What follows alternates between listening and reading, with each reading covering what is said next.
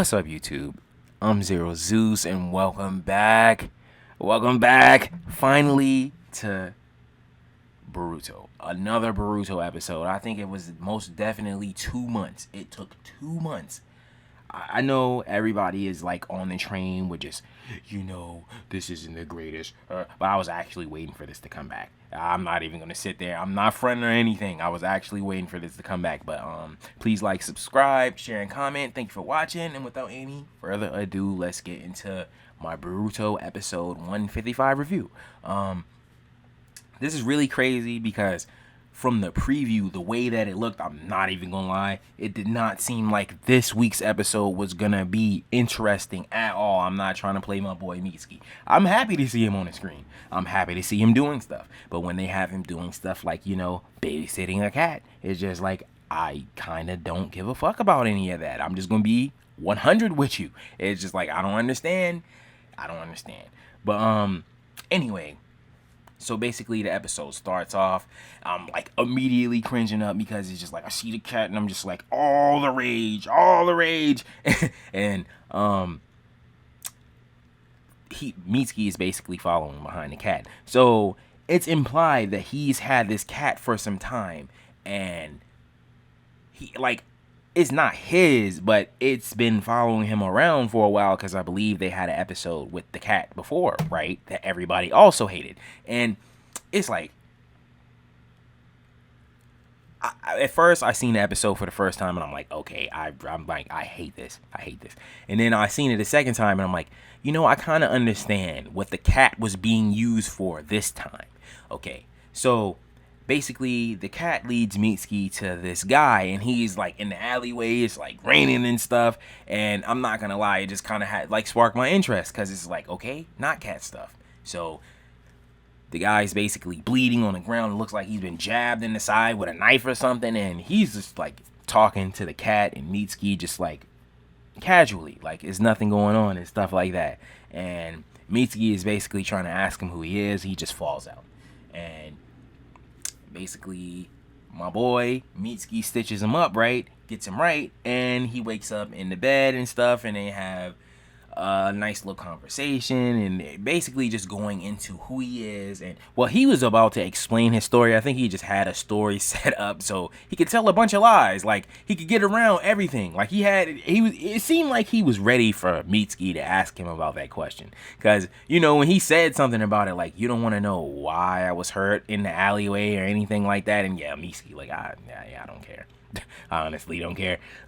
It's like, it doesn't matter to me either way. And it's just like, it leads deeper into the episode, right? So basically Mitsuki helps this guy out and they go about their separate ways. Well, Mitsuki kind of like has like, he's trying to get him to stay with him and tell him like he doesn't have to leave and all this other stuff, when you will eventually get to know later in the episode why he doesn't want to stay with Mitsuki for real, and why it's like, because he would have immediately caught on to who he was and what he was doing. And I'm pretty sure, because Mitsuki is a decisive dude. So, but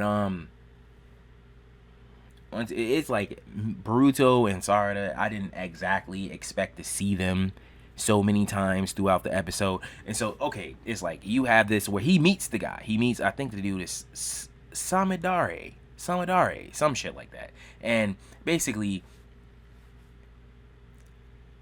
like the next day, I want to say, they're sent on a mission. They're basically investigating the rainy day killer, right? And it's just like this really bad coincidence, right? Because it's just like, I'm sorry y'all, but if it's like, I don't mean to spoil anybody or anything like that, but it just like kind of screams to you what was going on. But I like the plot though. I like what they were trying to have going on, because I can understand dude's motivation for doing what he was doing and trying to do what he was doing. And I like the fact that he wasn't all the way into what he was doing either, like, but we will explain that as we get further into the episode. So basically, Mitsuki, Sarada, Boruto, and stuff, they are basically assigned, I think it's the guy, Kaneki, I don't know, I think that's his name, and it's more to his story too. Basically, I'm just going, because I'm not trying to make this video forever, but basically he is behind the guy Samidare's sister death in a way, or he like indirectly caused it. And basically he became rich, profited from the situation, and his sister just died and took the blame for the explosion and the accident. I don't really know what happened, but all I know is that they sum it up with it was a risky experiment and stuff like that, and they basically just put it off on her, and it was nothing that nobody could do about it or anything, because like he said, the dead tell no tale, so it was no way she could come back and just speak for herself. And it's like, so he took it upon himself. Now this is what I like in the episode. He took it upon himself to be like, you know what, there was no justice in this, I'm gonna go back and I'm gonna get rid of all those guys that wronged my sister, because of the fact that it's like, oh, his sister moved away. She moved away and he stayed away and didn't come around for a really, really, really long time. And it took for her to like basically pass away for him to be like, to notice what was going on with her. And it's like the whole time he was basically like enthralled in missions and stuff like that. And he just really, really delved deep in his work.